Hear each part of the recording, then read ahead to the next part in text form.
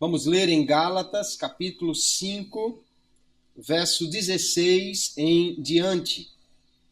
Diz assim a palavra de Deus: Digo, porém, andai em espírito e não cumprireis a concupiscência da carne, porque a carne cobiça contra o espírito e o espírito contra a carne, e estes opõem-se um ao outro para que não façais o que quereis. Mas se sois guiados pelo Espírito, não estáis debaixo da lei. Porque as obras da carne são manifestas, as quais são prostituição, impureza, lascívia, idolatria, feitiçarias, inimizades, porfias, emulações, iras, pelejas, dissensões, heresias, invejas, homicídios, bebedices, glutonarias e coisas semelhantes a estas, acerca das quais vos declaro, como já antes vos disse, que os que cometem tais coisas não herdarão o reino de Deus. Mas o fruto do Espírito é amor, gozo, paz, longanimidade, benignidade, bondade, fé, mansidão, temperança. Contra essas coisas não há lei. E os que são de Cristo crucificaram a carne com as suas paixões e concupiscências. Se vivemos no Espírito, andemos também no Espírito. Não sejamos cobiçosos de vanglórias, irritando-nos uns aos outros, invejando-nos uns aos outros. Amém. Graças a Deus por sua palavra. Hoje, queridos, nós vamos meditar sobre um dos aspectos do fruto do Espírito. Nesta epístola aqui, no capítulo 5, que lemos, o apóstolo Paulo descreveu as obras da carne, né? As coisas que são produzidas na vida do homem que não é regenerado, na vida do homem que não tem Jesus e que é dominado pelo pecado e, portanto, produz todas estas coisas. A carne aqui é esta inclinação para o pecado que é natural do homem após a queda e ainda não regenerado. Mas também o apóstolo diz aqui que há um fruto do Espírito. E esse fruto, ele se manifesta em 9 aspectos, não é? E o último deles é o chamado domínio próprio. E é sobre este tema que nós iremos tratar, então, nesta noite. Quando nós falamos de domínio próprio, precisamos entender de que a Bíblia está falando, não é? Aqui no texto da Revista Corrigida de Almeida, ele foi chamado de temperança, também é chamado de moderação, autodomínio, autocontrole, abstinência. É uma virtude cristã que implica na vitória sobre os desejos e os prazeres. Então, domínio próprio é quando um homem, movido realmente por uma força que ele se apega a ela, ele então suprime os desejos malignos, os prazeres que levam ele a fazer coisas que não agradam a Deus. Nesse termo aqui no Novo Testamento, a palavra grega está ligada ao verbo com o significado de pegar, segurar firme, sustentar. Fala então de alguém que agarra-se firmemente a um propósito para fazer aquilo e deixar de lado outras coisas que são os desejos da carne, aquilo que não agrada a Deus. Porém, o conceito bíblico é diferente do conceito filosófico. Na filosofia, os estoicos, por exemplo, eles apenas falavam de você resistir muito, de você suportar as coisas, de você aguentar firme e não ceder aos prazeres da vida. Seria uma espécie apenas de autonegação dos prazeres da vida, de abstinência das coisas da vida. Mas neste caso, nós estamos falando de muito mais do que apenas um propósito humano, muito mais do que apenas uma força humana. O domínio próprio do cristão significa que o seu ser por completo, seu espírito, sua alma, e o seu corpo estão sob o controle de Cristo. Estão entregues ao senhorio de Cristo, ou seja, Cristo é Senhor do nosso corpo, da nossa alma, do nosso espírito, ou seja, do nosso ser por inteiro. Significa que todos os aspectos da nossa vida, sejam eles o aspecto moral, o aspecto físico, o aspecto espiritual, tudo está sob a autoridade do Senhor Jesus. Então o cristão abre mão de exercer este direito e entrega este domínio ao Espírito Santo de Deus.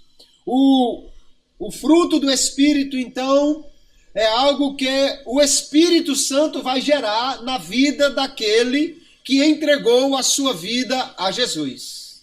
E quanto mais ele se entrega ao Espírito Santo, quanto mais ele exerce esse domínio, esse controle do seu corpo, dos seus desejos, pela força que o Espírito Santo lhe dá, então mais ainda o crente vai crescendo em santidade e vai aperfeiçoando o seu caráter cristão para a glória de Deus. Isso não é algo que acontece assim da noite para o dia. Não é assim, ontem era de um jeito, aceitou Jesus ontem à noite, hoje de manhã já acordou totalmente diferente. Não, ele aceitou Jesus ontem à noite mesmo ele já foi feito nova criatura. E começou esse processo de santificação. Mas o Espírito Santo vai trabalhando em cooperação também com a nossa vontade. Nós vamos ver que nós temos um papel importante aí, porque nós somos conclamados pelo apóstolo Paulo aqui a viver pelo Espírito, a andar no Espírito. Nós somos conclamados aqui a não fazer aquilo que são as obras da carne, mas sim fazer aquilo que agrada a Deus. Então, quando nós estamos falando do domínio próprio que Paulo trata aqui, é um fruto do Espírito Santo. É algo que o Espírito Santo faz na vida do crente, capacitando-o para vencer os prazeres, os desejos da carne e viver de forma a agradar a Deus. Quando Deus criou o homem, queridos, ele nos deu alguns prazeres para nós vivermos a vida de uma forma alegre, de uma forma proveitosa, né? Deus poderia ter feito tudo com gosto de jiló, tudo com gosto de uma coisa amarga, né? Deus podia ter feito todas as frutas com um sabor só. Deus podia ter feito o homem de forma a não sentir nenhum tipo de prazer, mas não foi isso que Deus fez. Deus nos deu alguns prazeres para nós aproveitarmos. Por exemplo, ele nos deu o alimento para nós nos alimentarmos. E graças a Deus há uma variedade enorme de sabores, né? E um dia você come uma carne, outro dia você come um peixe, outro dia faz o peixe diferente, tem uma fruta, tem uma verdura diferente. São sabores que Deus nos dá. E lá em Eclesiastes capítulo 2, o verso 24, o sábio Salomão, ele diz: não é, pois, bom para o homem que coma e beba e que faça gozar a sua alma do bem do seu trabalho? Isso também eu vi que vem da mão de Deus. É Deus quem nos dá, né, a força para trabalhar e adquirirmos as coisas para nós nos alimentarmos. Isso é algo que vem de Deus. Foi Deus quem deu ao homem a alimentação, foi Ele quem criou as frutas, as verduras, tudo, e deu para que o homem comesse igualmente a carne dos animais. Da mesma maneira, Deus nos deu o relacionamento conjugal. E diz aqui o texto, Eclesiastes 9:9, goza a vida com a mulher que amas, todos os dias de vida da tua vaidade, os quais Deus te deu debaixo do sol, todos os dias da tua vaidade. Porque esta é a tua porção nesta vida e do teu trabalho que tu fizeste debaixo do sol. É interessante ver que no texto aqui de Eclesiastes 9:9, a recomendação do sábio é que nós possamos aproveitar a vida com a mulher que amamos, né? Obviamente ele está falando aqui dentro daquilo que Deus deu ao homem como a perfeita união entre um homem e uma mulher. Deixará o homem seu pai e sua mãe, se unirá à sua mulher, serão ambos uma só carne. Ou seja, ele está falando aqui do casamento.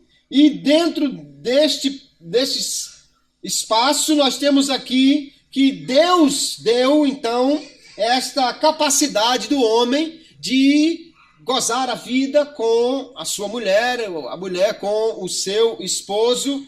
E esses são prazeres que Deus nos deu para nós gozarmos. Porém, a liberdade de experimentar estes prazeres pode se transformar em licenciosidade, porque o que as pessoas fazem é exatamente pegar aquilo que é normal, aquilo que Deus deu, e deturpar. Então, comer não tem problema, mas o sujeito consegue comer tanto que já daqui a pouco põe tudo para fora para comer mais, e daqui a pouco está num peso tão exagerado que é preciso fazer um tratamento, uma cirurgia, cortar metade do estômago para ver se ele se controla. Da mesma forma, o que seria um prazer dado ao homem dentro do casamento com a sua esposa, os homens conseguem transformar numa libertinagem de viver aí de qualquer maneira em relacionamentos sexuais agora cada vez mais complicados, né? Um homem com homem, mulher com animal, com todo tipo de coisa, um adulto com uma criança, enfim, há uma deturpação destes prazeres que são normais, mas que são agora transformados em pecado pela licenciosidade, pela obra da carne que está cheia dessas coisas. Então aqui estão listadas nas obras da carne prostituição, impureza, lascívia. Também estão listadas coisas como as glutonarias, bebedices, coisas semelhantes. Então isso nada mais é do que a deturpação dos prazeres que Deus deu ao homem para que ele pudesse aproveitar a vida. Este domínio, então, para usar estas coisas, para viver dentro desse padrão que Deus quer para nós, ele faz parte do fruto do Espírito Santo. O homem natural não consegue controlar isso por muito tempo. Ele pode até entrar em abstinência por um pouco de tempo. Alguém consegue controlar a questão do apetite por causa da vaidade. Mas, enquanto controla esse lado, descontrola muitas vezes o outro lado ou outros lados, vivendo sempre de forma que o pecado está presente na vida do homem que não tem o Espírito Santo. Então, este domínio aqui não é algo da carne do homem, não é algo que o homem produz, não é um fruto do homem, e sim um fruto do Espírito Santo na vida do homem. Não é apenas um esforço, uma abnegação do homem para controlar a sua vida. É a ação do Espírito Santo que vai agir em cooperação com o crente para que ele possa controlar os seus apetites, a sua vida e viver de forma que agrada a Deus. Nós vimos aqui que o apóstolo Paulo vai listar o fruto do Espírito, concluindo com este, que é um aspecto importantíssimo, a temperança, o domínio próprio, o que nós chamaríamos de domínio próprio, porque o homem domina o seu apetite, mas a força que ele tem para fazer isto não vem dele, vem do Espírito Santo de Deus. Então nós percebemos, queridos, que quando o homem está debaixo da servidão de Cristo e sob a orientação do Espírito Santo, ele tem então o fruto do Espírito se desenvolvendo em sua vida, mas isso não acontece de forma automática. Ou seja, não é algo que simplesmente o Espírito Santo impõe na vida de alguém. É preciso que esta pessoa também queira fazer uso desta graça, desta força. O Espírito Santo nos ajuda a nos disciplinarmos a nós mesmos, porque dentro do nosso corpo, do nosso ser, Paulo diz que há uma guerra. Ele disse aqui no verso 17 que a carne cobiça contra o espírito e o espírito contra a carne. Então nós temos permanentemente um inimigo dentro de nós, que nos chama, que nos impulsiona para fazer as coisas que não agradam a Deus. E o homem que está na carne, ele é dominado por seus apetites, dominado pelo seu corpo, né? Ele vê lá um doce, ele vê lá uma carne, não resisto. Ele vê lá uma bebida, bem geladinha, não resisto.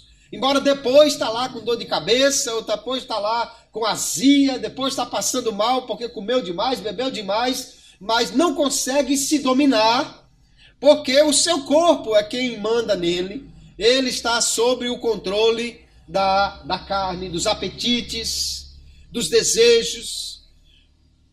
Para vencer este combate que há dentro de nós, no entanto, nós temos a capacitação do Espírito Santo de Deus. O homem natural, ele não vai conseguir vencer isso. O apóstolo Paulo, no capítulo 7 de Romanos, ele fala de um homem que nós entendemos que é um homem que não foi regenerado, não está sob o controle do Espírito Santo, mas é um homem que conhece a lei, ou seja, que sabe o que é certo, sabe o que é errado, mas ainda assim ele não consegue se dominar. E diz o texto em Romanos capítulo 8, porque os que são segundo a carne inclinam-se para as coisas da carne, mas os que são segundo o Espírito para as coisas do Espírito. Porque a inclinação da carne é morte, mas a inclinação do Espírito é vida e paz. Porquanto a inclinação da carne é inimizade contra Deus, pois não é sujeita à lei de Deus, nem em verdade o pode ser. Portanto, os que estão na carne não podem agradar a Deus. O homem natural, ele não vai conseguir vencer esta força, esse impulso da carne. No capítulo 7, o apóstolo Paulo, falando de um homem aqui que conhece a lei, mas ainda não é regenerado, ele diz: porque eu sei que em mim, isto é, na minha carne, não habita bem algum, e com efeito o querer está em mim, mas não consigo realizar o bem, porque não faço o bem que quero, mas o mal que não quero, esse faço. Essa é a história do homem que não tem Jesus. Ele até pode saber o que é o certo e o que é errado. Ele até pode pensar: não, eu não devia fazer isso. Ele pode até saber: não, isso aqui não é o certo. Mas ele não consegue vencer esse impulso da carne porque está no pecado. Porque não tem força suficiente para isso. Quem vai capacitar o homem para viver desta maneira é o Espírito Santo de Deus. O Espírito Santo estando no controle, aí esse fruto vai aparecer na vida do crente e alguém vai começar a notar a diferença. E ele mesmo vai começar a perceber que aquilo que antes lhe dominava, lhe vencia, lhe levava a fazer aquilo que não agrada a Deus, agora pode ser vencido, pode ser dominado por causa da ação do Espírito Santo. E nós somos, queridos, ou demonstramos quem é que domina a nossa vida exatamente pelo fruto que nós evidenciamos. Paulo já falou sobre essas coisas. Jesus, em Mateus capítulo 7, ele vai dizer: portanto, pelos seus frutos os conhecereis. Nem todo que me diz Senhor, Senhor entrará no reino dos céus, mas aquele que faz a vontade de meu Pai que está nos céus. Jesus disse que é pelo fruto que alguém conhece uma árvore.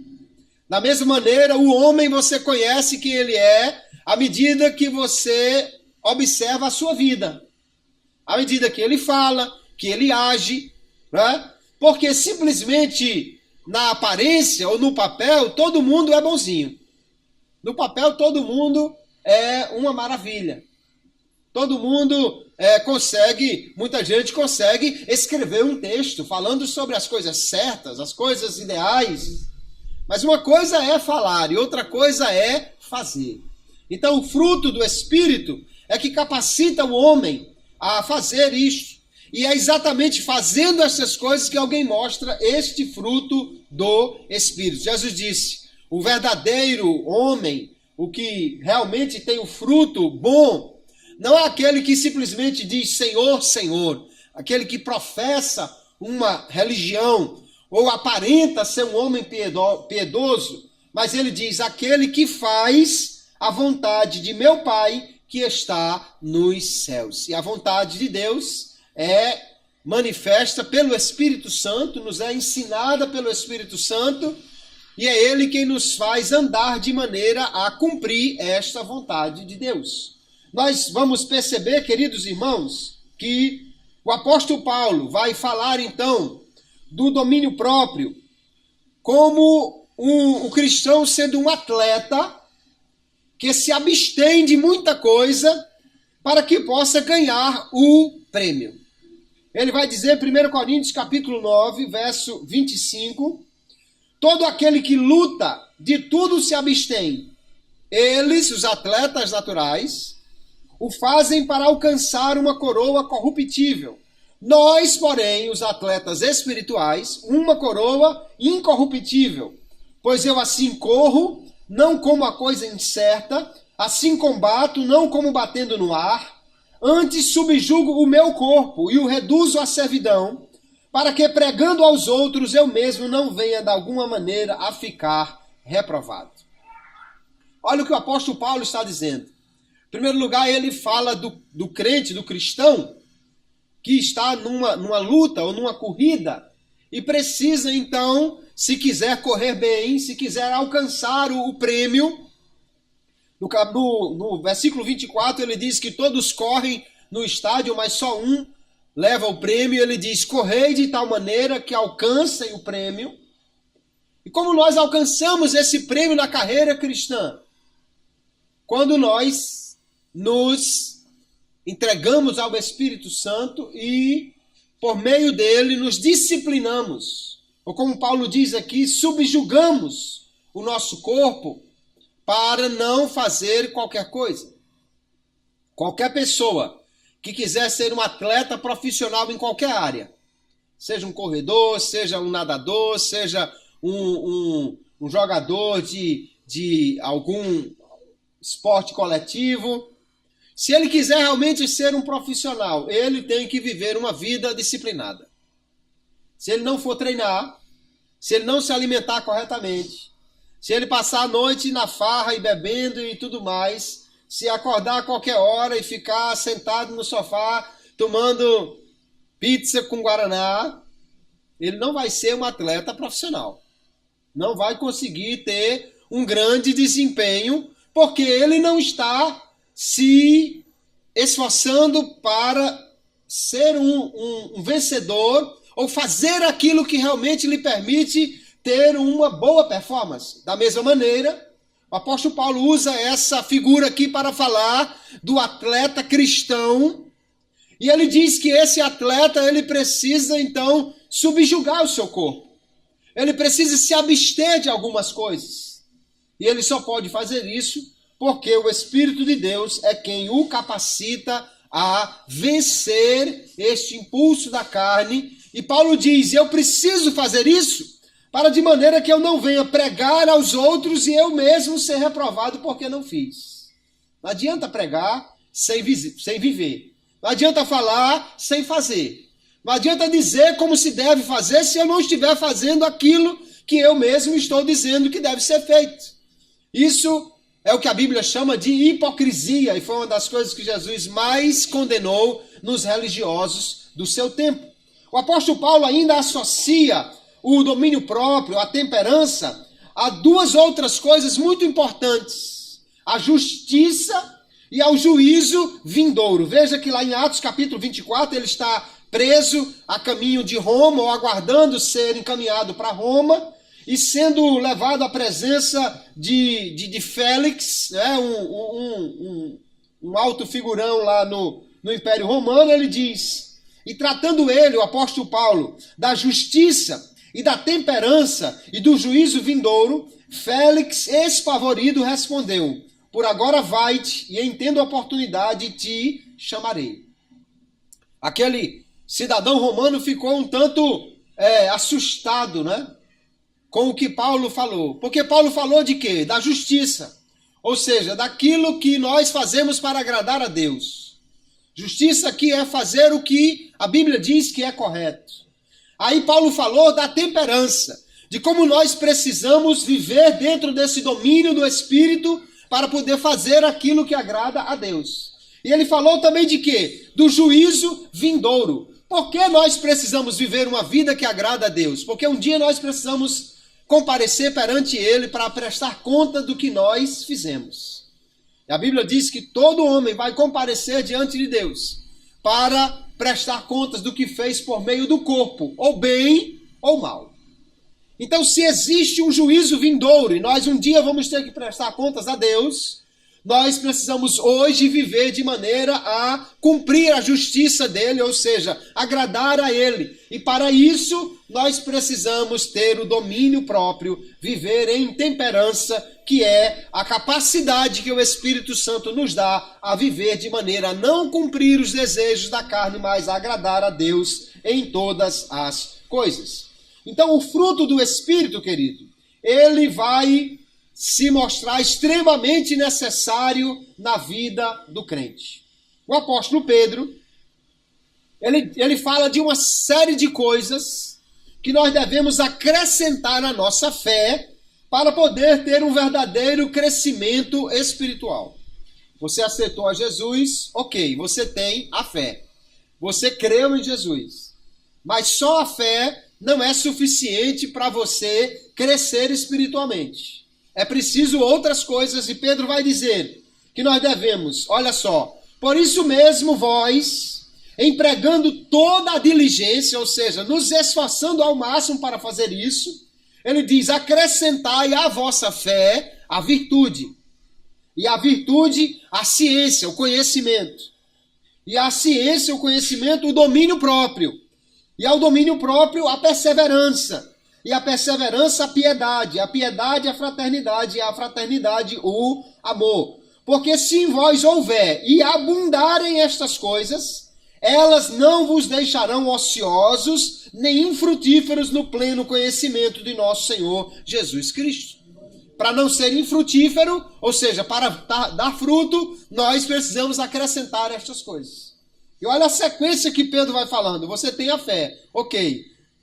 Além da fé, você precisa ter a virtude, ou seja, procurar viver aquilo que agrada a Deus. A virtude acrescenta-se o conhecimento. Se você não sabe o que Deus diz na sua palavra, do que ele gosta, do que ele não gosta, você não vai poder viver para agradá-lo. Ao conhecimento, o domínio próprio. Se você sabe o que é que Deus quer, então você precisa buscar do Espírito a capacidade para dominar o seu corpo e fazer isso que agrada a Deus. Ao domínio próprio, a perseverança. Você faz aquilo que agrada a Deus, mas não uma vez apenas, continuadamente. A perseverança, a piedade, que é viver internamente motivado para agradar a Deus. E a piedade, a fraternidade, o amor aos irmãos, e a fraternidade, o amor, aqui o amor a Deus, o amor ágape. Ou seja, estas coisas, queridos, são extremamente necessárias na nossa vida, e nós, diz Pedro, precisamos diligentemente buscar isto.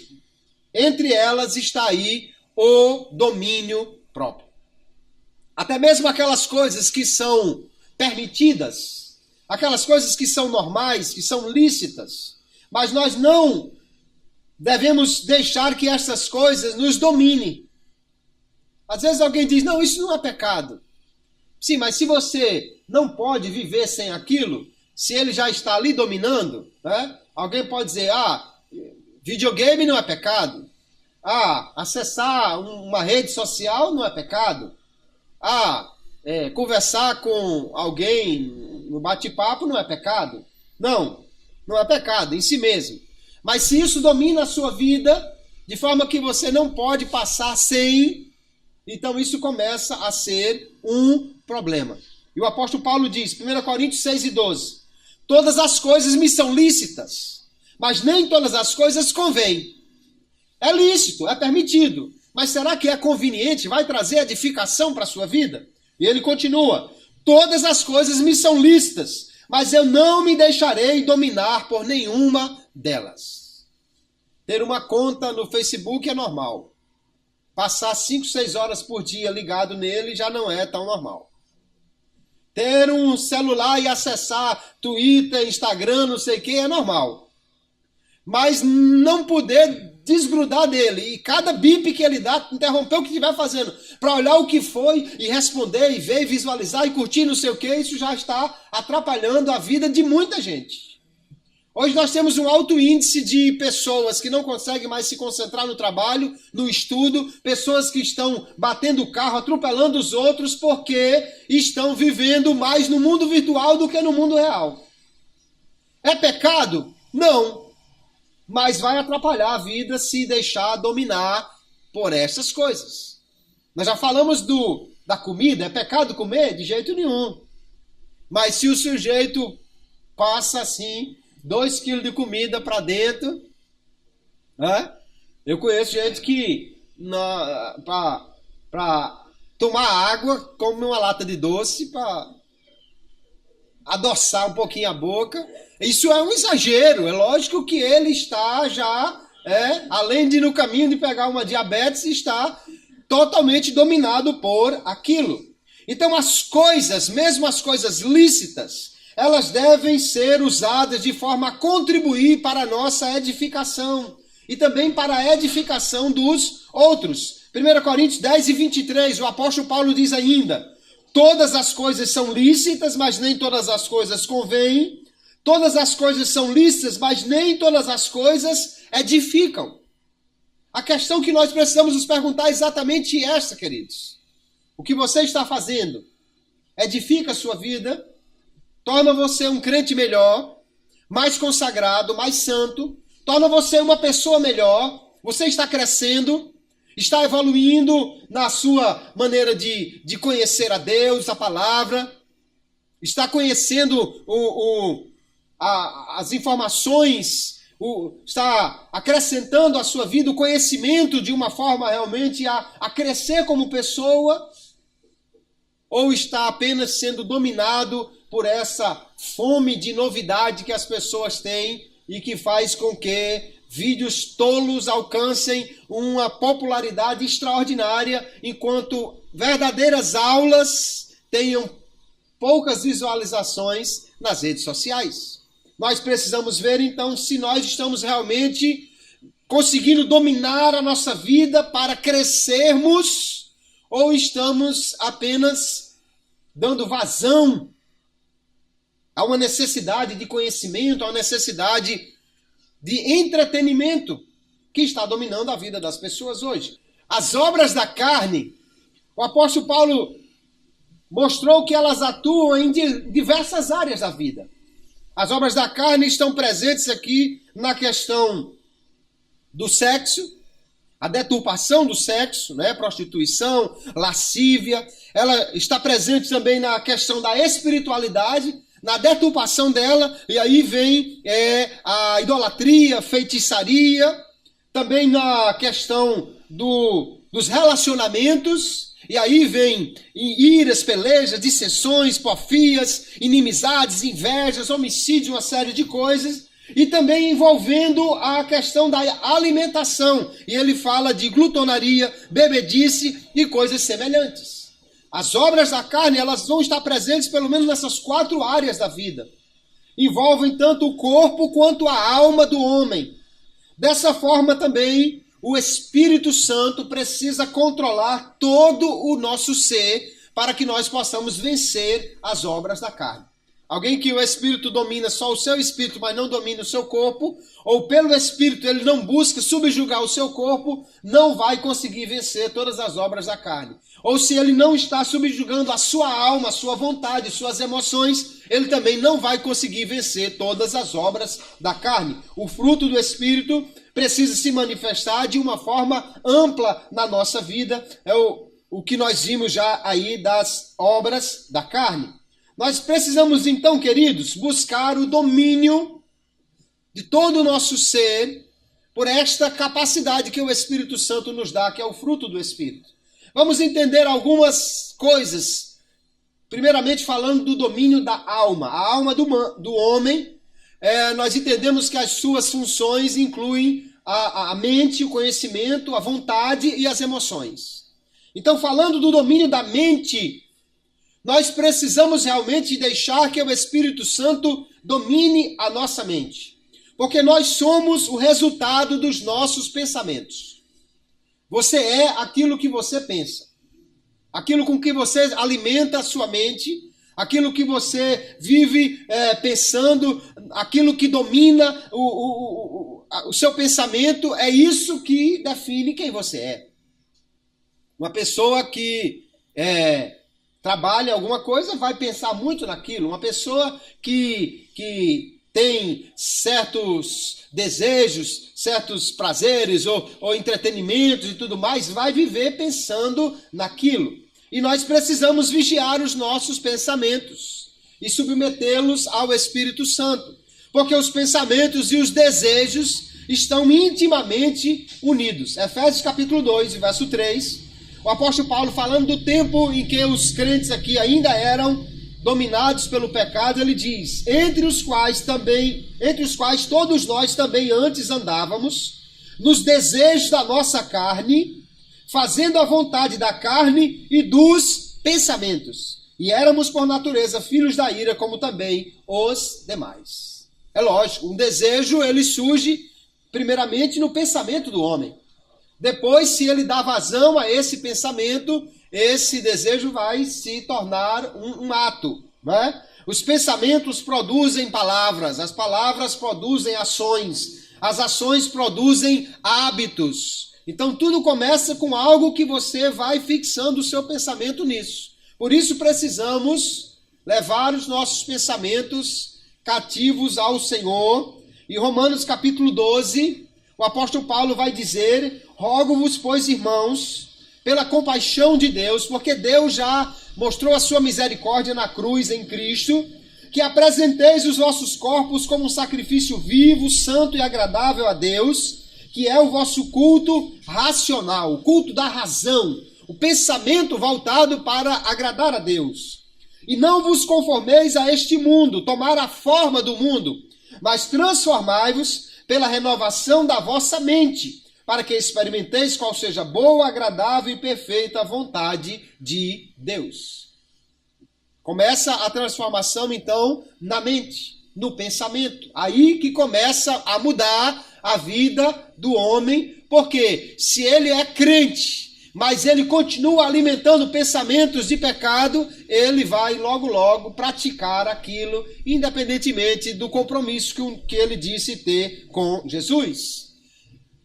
E nós podemos sim controlar a nossa mente, não por nossa força, mas alimentando-a com a palavra de Deus e entregando ao Senhor a nossa vida a cada instante. Filipenses capítulo 4, verso 6, o apóstolo Paulo diz: não andeis ansiosos por coisa alguma. A ansiedade é aquele sentimento de alguma coisa que fica desejando ou esperando algo que ainda vai acontecer. Ele diz: antes, em tudo sejam os vossos pedidos conhecidos diante de Deus, pela oração e súplica com ações de graças. E a paz de Deus, que excede todo entendimento, guardará os vossos corações e os vossos pensamentos em Cristo Jesus. Então, se nós realmente levarmos a Deus em oração, em súplica, os nossos desejos, as nossas ansiedades, os nossos pensamentos, Ele garante que o Senhor guardará a nossa mente, guardará os nossos pensamentos pela paz de Deus, mediante a nossa entrega ao Senhor na oração. Nós temos que, então, entregar os nossos pensamentos ao Senhor, deixar que Ele domine os nossos pensamentos. Igualmente, nós devemos levar ao Senhor a nossa vontade. A vontade humana é algo que o leva a escolher entre uma coisa e outra. Todos os dias nós fazemos escolhas. Às vezes você está diante de uma situação E você pode escolher fazer o certo, você pode escolher fazer o errado. Você pode simplesmente fazer o que lhe agrada, ou você pode buscar fazer aquilo que agrada a Deus. Aquele que quiser fazer a sua própria vontade não pode servir a Deus. Porque servir a Deus significa que Ele é Senhor. Ou seja, que Ele manda, que Ele estabelece, que Ele diz como deve ser feito. E Cristo nos deu o maior exemplo de todos, quando orou lá no jardim do Getsêmani, dizendo: Pai, se é possível, passa de mim este cálice, todavia não seja como eu quero, mas como tu queres. Ele estava diante de uma escolha complicada.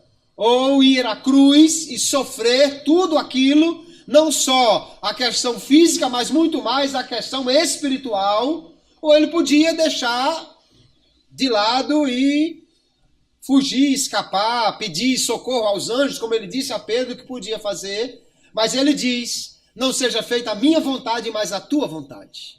Quem quiser realmente agradar a Deus precisa entregar a sua vontade a Ele, e só poderá fazer isso pelo Espírito Santo de Deus. Nós precisamos também entregar ao Senhor, subjugar a Ele as nossas emoções. A nossa vida, ela muitas vezes é dominada pelas emoções. Tem gente que diz que tem o pavio curto. Tem uns que não tem pavio. Tem uns que são impulsionados pelas emoções. Tá tudo bem, vem na igreja, ouviu a palavra, sai daqui alegre, mas se no meio do caminho acontecer qualquer coisa, pronto, já chega em casa triste, abusado, chateado, e lá vai. Veio na igreja louvar a Deus, mas chegou ali, o irmão não deu a paz do Senhor direito, pronto, já ficou triste, lá vai, não quer mais vir para a igreja. As emoções, e nós precisamos submeter ao Senhor essas emoções. Por exemplo, a ira, a raiva, Nós podemos ter esse tipo de sentimento, mas isso não pode nos levar a pecar, a fazer aquilo que não agrada a Deus. Efésios capítulo 4, verso 26, o apóstolo Paulo diz: irai-vos e não pequeis, não se ponha o sol sobre a vossa ira, ou seja, não guarde para o outro dia, não alimente esta ira, esta raiva. Perdoe, procure logo reconciliar-se. Então, as emoções humanas, elas também precisam ser submetidas ao Espírito Santo. Alguém vai dizer assim: não, eu nasci assim, eu sou sempre assim, eu vou morrer assim, a síndrome de Gabriela, né? Não, não é assim. Porque se você aceitou a Jesus, você agora é uma nova criatura. Tudo bem, você é sanguíneo, você é emocional, você é passional, você tem o sangue quente, você é um sujeito que não quer levar desaforo para casa. Mas, se você é um crente, o Espírito de Deus precisa dominar a sua vida. E aí a gente vai dizer: eu não consigo. De fato, você não consegue. Mas se o Espírito Santo dominar a sua vida, você pode conseguir, sim, porque não é a sua força que vai fazer isso, mas sim a força do Espírito Santo de Deus. Nós também precisamos dominar aquilo que nós desejamos, os nossos desejos, por exemplo, as ambições. Nós vivemos hoje num mundo materialista, que valoriza muito o ter, um mundo consumista, né? Se você não tem um celular, o último modelo, se você não tem uma TV de última geração, 4K, não sei o quê, se você não tem um carro, se você não tem isso, aquilo, você não é ninguém na vida. E tem gente que fica assim, quase em depressão, porque o vizinho trocou o celular, comprou uma geladeira nova, comprou um eletrodoméstico novo, trocou a televisão, coisa parecida. Por quê? Porque nós vivemos num mundo consumista, né? Mas nós precisamos controlar as nossas ambições para não ir além do que nós podemos. Não só o que nós podemos adquirir, né? Tem muita gente que compra um carro e tal, e desfila 2 meses com ele, até tomarem de volta porque ele não pagou as prestações. Ou seja, ele comprou o que não podia pagar. Não adianta. Também nós temos que ter o cuidado para não desejar aquilo que não podemos ter porque não agrada a Deus. Romanos capítulo 12, o apóstolo Paulo orienta: sede unânime entre vós, não ambicioneis coisas altas, mas acomodai-vos às humildes, não sejais sábios em vós mesmos. Ou seja, não defina você o que é o certo, não acho que você sabe as coisas melhor do que Deus, do que a palavra, do que as pessoas que lhe aconselham, e acomodar-se às coisas humildes realmente é um grande conselho.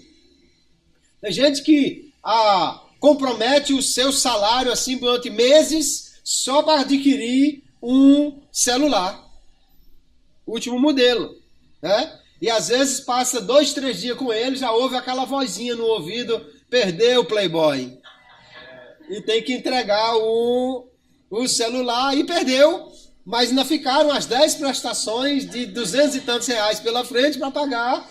E de que adianta, né? E de que adianta. Então, não é que a gente não possa ter as coisas, mas nós vivemos num mundo que as pessoas fazem um esforço enorme para ter coisas que são absolutamente de vaidade, né? E sujeito compra, um amigo meu comprou um iPad assim, né, último modelo e tal, caríssimo, e chegou no carro para abrir o carro, tinha umas coisas, botou o iPad aqui em cima, abriu o carro, entrou, foi embora, esqueceu o iPad em cima do teto do carro. Lá na frente lembrou-se, voltou. Só que antes que ele achasse, um ônibus achou e passou por cima. Estava todo quebrado, então lá se foi embora aí alguns milhares de reais, e de que adiantou, né? O que Paulo nos recomenda é: não ponha seu coração nessas coisas muito altas, porque isso pode, na realidade, dominar a sua vida e levar você a se achar uma pessoa infeliz porque não tem essas coisas de última tecnologia. A inveja, outro sentimento que nós precisamos dominar, porque isso causa divisões, contendas. Eu queria ser como fulano, eu queria ter a roupa de fulano, eu queria ter o cargo de fulano, eu queria ter o marido de fulano. Aí complica mais ainda, né? Complica demais. E o apóstolo vai nos recomendar, Tiago capítulo 3, verso 16, porque onde há inveja e espírito faccioso, porque a inveja causa divisões, né? Porque eu quero o do outro e o outro quer e não está satisfeito. Aí ele diz: a perturbação e toda a obra perversa. Aqui no texto que nós lemos, ele termina o versículo 26 dizendo que nós não devemos ser cobiçosos de vanglória e nem invejar uns aos outros. Nós precisamos acomodar-nos àquilo que Deus nos deu. A vaidade, né? O verdadeiro adorno do crente é o interior e não o exterior. Não quer dizer que você não possa, né, usar uma roupa legal, botar uma gravata, a irmã colocar aí um enfeite, um broche, enfim, uma coisa que você acha bonito. O problema é que as pessoas às vezes fazem disso a prioridade da vida, né? Pela vaidade, passam horas e horas na academia, gastam horas e horas e muito dinheiro nos salões, e estica e ajeita e pinta e faz e não sei de que, e a escova de chocolate, de cacau, de não sei de que, e marroquina e asiática, e lá vai, e tanta coisa que domina a vida das pessoas. Tem gente que, se for somar a quantidade de horas que passa cuidando apenas da aparência, na academia, no salão de beleza e no espelho e etc., dá quase a metade da semana. Isso é uma coisa que o crente precisa ter cuidado. O problema maior é que quando você investe muito tempo cuidando apenas do exterior, muitas vezes descuida do interior. E aí é que é o problema. E aí Paulo recomenda, escrevendo a Timóteo, capítulo 2, verso 9. Da mesma forma, quero que as mulheres, ele está falando aqui das mulheres, mas o princípio é igual para todos, sejam modestas na sua aparência. Elas devem se vestir com roupas decentes e apropriadas e não chamar atenção para si mesmas com a maneira que usam seus cabelos, ou usando joias de ouro, ou pérolas, ou roupas caras. Pois as mulheres que afirmam ter compromisso com Deus e reverência por Ele devem se fazer atrativas através das coisas boas que fazem. A mulher pode estar bem simples, né? Mas se é uma mulher de Deus, se anda realmente de maneira a agradar a Deus, passa na rua as pessoas, olha, aquela ali é uma mulher de Deus. E às vezes está coberta de ouro e cheia de transparências, decotes e tudo mais, e o interior não traz benefícios nem para ela, nem para ninguém, porque às vezes são pessoas vazias, né? Tem apenas a aparência, a casca, mas não tem um interior. Uma outra questão aqui, óbvio que existem muitas áreas da vida que precisam estar sob controle. Eu estou citando apenas algumas. Outra questão aqui é a língua. Tiago diz que nós devemos refrear a nossa língua. Porque tem gente que acha que basta ser um religioso. Mas Tiago diz, capítulo 1, verso 26... Se alguém pensa que é religioso, por cumprir sem falhar os deveres da sua fé, mas não controla a sua língua, engana-se a si mesmo e a sua religião não vale nada. Ou seja, não adianta de nada estar aqui na igreja, glória a Jesus e aleluia, e entre um glória a Jesus e um aleluia, já está falando do irmão, da irmã, e quando sair daqui, continuar, né, falando, fofocando e falando maliciosamente de A e de B, e disso e daquilo, e maldizendo, e murmurando, e lamentando, quando nós devemos usar a nossa língua para glorificar a Deus e edificar as pessoas. Então há muitas coisas, queridos, que nós precisamos estar atentos para colocar debaixo do controle do Espírito Santo. Eu quero falar ainda do domínio do corpo, né? E aí não podemos deixar de falar da questão do alimento. Algumas pessoas são tão dominadas pelo corpo que Paulo diz que o Deus deles é o ventre. A barriga é o Deus deles. É quem manda. Eles adoram. Né? O sujeito vai passando na calçada, está tudo bem. Até que no canto do olho ele enxergou aquele pudim, aquele doce, aquela carne assada, e ele já volta, para e não consegue se dominar. Não consigo. Bote 2 desse aí para mim. Não, bote logo 3, porque ele não passa sem aquilo. E nós precisamos conter o nosso apetite para não sermos pessoas descontroladas e pessoas que vivem apenas para o prazer do corpo.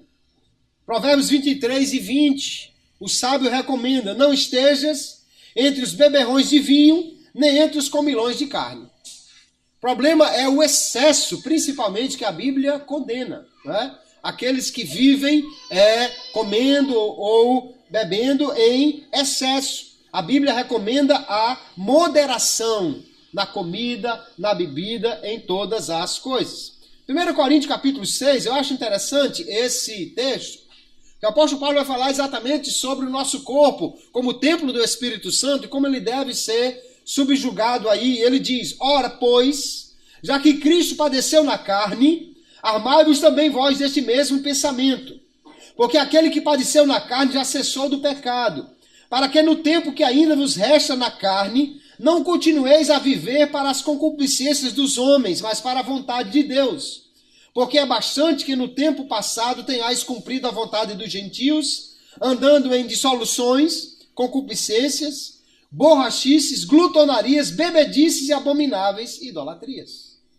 Esse tempo de viver agradando a carne, de viver para os prazeres do corpo, Paulo diz: não existe mais, porque agora você é um crente. E o maior exemplo vem exatamente de Cristo, que na carne ele padeceu, ele controlou-se, ele subjugou o seu corpo e entregou a sua carne para morrer por nós. Provérbios 20, e verso 1, diz: o vinho é escarnecedor, e a bebida forte alvoroçadora, e todo aquele que neles errar nunca será sábio. É bem verdade que o cenário bíblico aqui, ele é de uma sociedade que consumia o vinho, por exemplo. A gente não pode esquecer que Israel está ali nas margens do Mediterrâneo. E todo aquele povo, né, que vive no Mediterrâneo, Espanha, Itália e tal, consomem vinho. Israel também consome vinho. Mas geralmente aquelas sociedades, eles tomam assim o vinho na refeição, acompanhando uma refeição, né? Às vezes o clima é mais frio, facilita. Mas nós aqui, na América, de uma forma em geral, o consumo de bebida geralmente não é assim, uma tacinha de vinho para acompanhar um almoço, e sim um garrafão de vinho, sangue de boi, para regar, lavar e dar uma dor de cabeça miserável no outro dia. Então, por isso que a Bíblia recomenda, mesmo quando ela recomenda apenas a moderação, eu entendo que nós devemos, de fato, ter a abstinência. Porque dificilmente alguém se controla para tomar apenas um pouquinho. E ainda mais na nossa sociedade, como você vai dizer para alguém que pode tomar um pouquinho, se não é pecado tomar um pouquinho, então até quanto pode tomar sem pecar? Difícil alguém, então, se controlar. Uma outra área, eu estou já partindo para os finalmente aqui, é o desejo sexual. Paulo afirma que deve haver uma moderação, um equilíbrio nisso aí. Primeiro ele diz, se alguém não consegue se controlar, ele está falando aqui dos solteiros, né? Ele diz, devem casar. Porque alguém já disse que Deus criou o sexo seguro e chamou de casamento. Esse é o modelo de Deus para que o homem possa desfrutar da vida, né? E com a mulher que amas, como disse a palavra de Deus. Alguém diz que o pecado original é o ato sexual. De nada disso. Deus mandou que o homem se multiplicasse, né? Tivesse filhos, antes que ele pecasse. Pecado é a deturpação disso aí. Mas o projeto de Deus é para que alguém possa ter esta vida sexual ativa, precisa estar dentro do casamento. Então ele diz, se não consegue se controlar, é melhor casar do que ficar ardendo em desejos sexuais, ou se abrasar, diz uma outra versão. Né? E aí fica naquele sufoco, naquele pega-pega, naquele negócio, não vai dar certo, porque vão acabar não se dominando e indo além do que poderiam ir. Da mesma forma, quem está casado deve ter cuidado para não se expor à tentação, até mesmo por motivos espirituais. Olha o que o apóstolo Paulo diz. 1 Coríntios 7,5. Não se privem um ao outro de relações sexuais, a menos que vocês dois concordem em não ter intimidade sexual por um tempo limitado, para que possam se entregar mais completamente ao jejum e oração. Depois, veja que ele falou de um tempo limitado, e ele diz, depois devem voltar a ter relações para que Satanás não tente vocês por causa da sua falta de domínio próprio. Então, maridos e mulheres não podem ficar em abstinência nesta área por longo tempo. Ah, não, eu vou fazer uma campanha de Daniel de 21 dias, faça não. Isso vai dar problema, porque lá pelo 18º dia, né, o sujeito pode estar já subindo de ré na parede e cai uma tentação no colo dele aí, há um problema. Então, isso é uma recomendação de Paulo. O que Paulo recomenda? O equilíbrio. Para que haja uma atividade sexual ativa dentro do casamento. E se estão casados, que haja realmente atividade normal. Né? Atividade normal. Porque senão serão tentados, Satanás vai procurar uma brecha, ele é especialista nisso. Então o crente deve realmente buscar dominar a sua vida em todas essas áreas. E se é alguém que tem algum cargo na casa de Deus, se é um obreiro, uma obreira, alguém que tem um determinado espaço, uma liderança, que está à frente de qualquer trabalho, ou mesmo um crente maduro que tem uma liderança ali, deve ter muito cuidado, é exigido dos obreiros e de quem tem cargo na igreja que tenha controle nessa área. Porque além de afetar a sua própria vida quando ele não se domina, afeta também a vida dos outros que estão de olho na sua liderança. Portanto, Tito capítulo 1, verso 7, o apóstolo diz, porque convém que o bispo Seja irrepreensível como despenseiro da casa de Deus, não soberbo, nem iracundo. Então está falando do controle das emoções. Nem dado ao vinho, está falando do controle do apetite. Nem espancador, nem cobiçoso de torpe ganância, mas dado à hospitalidade, amigo do bem, moderado, justo, santo, temperante. Ou seja, com domínio próprio, ele precisa ser, então, equilibrado. Por quê? Porque além de ser um crente, é alguém que exerce um papel de liderança e alguém está olhando para ele e precisa ter muito mais cuidado ainda. Nós precisamos, então, queridos, buscar este domínio próprio. E como isso é possível na vida do crente? Em primeiro lugar, é óbvio que se é um fruto do Espírito, nós precisamos nos deixar conduzir pelo Espírito Santo. Só pela ação do Espírito é que nós poderemos ter este controle. E como é que o Espírito vai nos conduzir? Em primeiro lugar, através da leitura da palavra. O apóstolo Paulo diz que a Escritura é inspirada e é proveitosa para ensinar, para repreender, para corrigir, para instruir em justiça, para que o homem de Deus seja perfeito e perfeitamente preparado para toda boa obra. É a palavra de Deus quem vai dizer o que é, o que agrada a Deus. Sem conhecer a palavra, dificilmente alguém vai fazer aquilo que Deus quer que ele faça. Também através da oração, né? Nós já citamos Filipenses capítulo 4, versos 6 e 7, entregando ao Senhor em oração as nossas ansiedades, os nossos desejos. A paz de Deus guardará os nossos corações e os nossos sentimentos. Ainda ouvindo o ensino da palavra.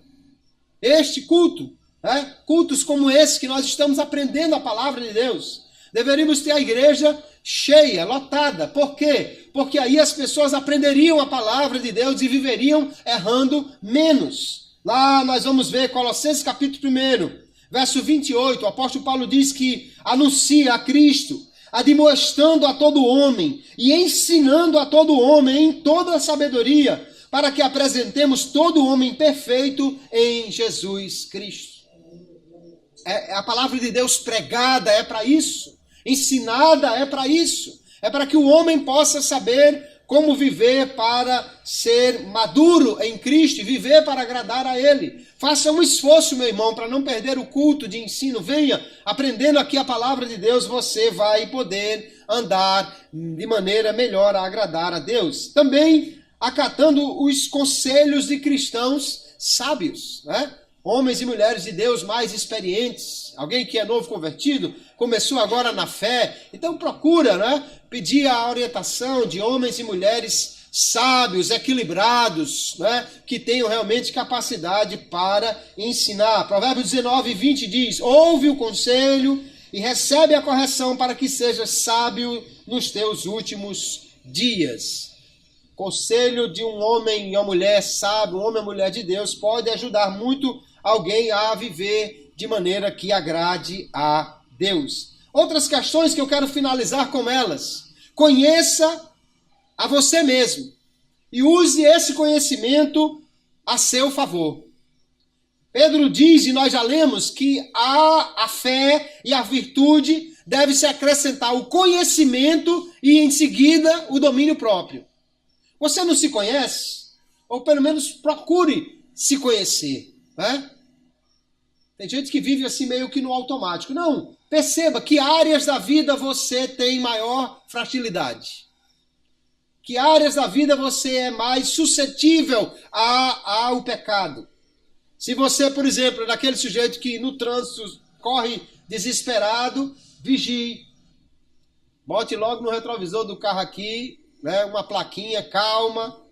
Depois de 80, o anjo do Senhor não acampa mais. Andar devagar. Se você é alguém que se ira com facilidade, então vigie isso, né? Conte até 10 ou até 30, 40, não sei. Saia de situações que podem lhe fazer o sangue ferver, né? Então você precisa conhecer a si próprio e usar esse conhecimento em seu favor.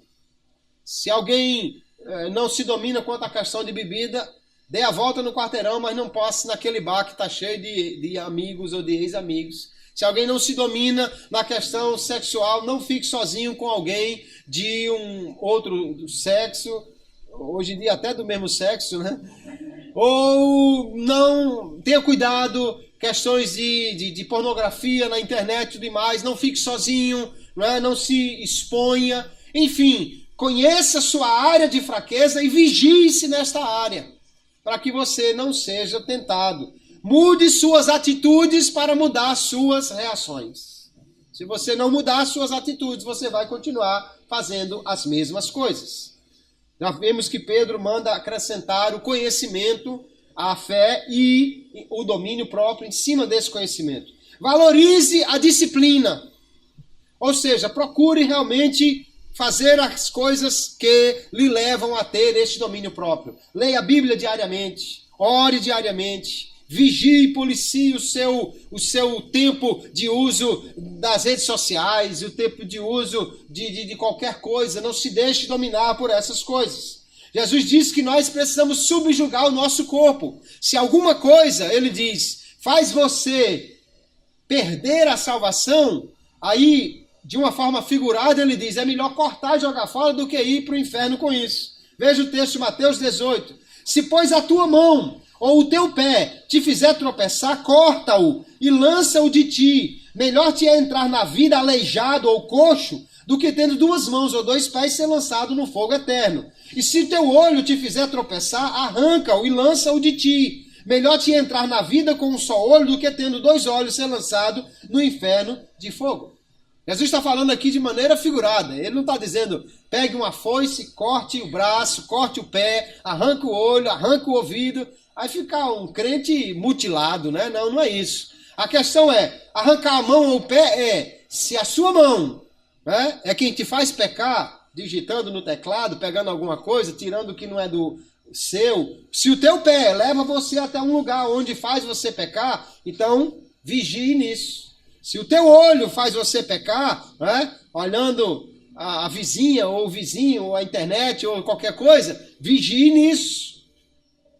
Ou seja, é melhor abrir mão de certos prazeres, de certas coisas que até lhe agradam, e que até um determinado ponto poderiam não ser pecado, mas é melhor abrir mão disso para entrar na vida do que viver a vida aí plenamente, sem se abster de certas coisas e parar no fogo do inferno. 1 Coríntios 9 e verso 25, nós já vimos que o apóstolo Paulo fala do crente como um atleta que deve se abster de coisas que atrapalham a sua carreira cristã para poder alcançar a carreira no seu final.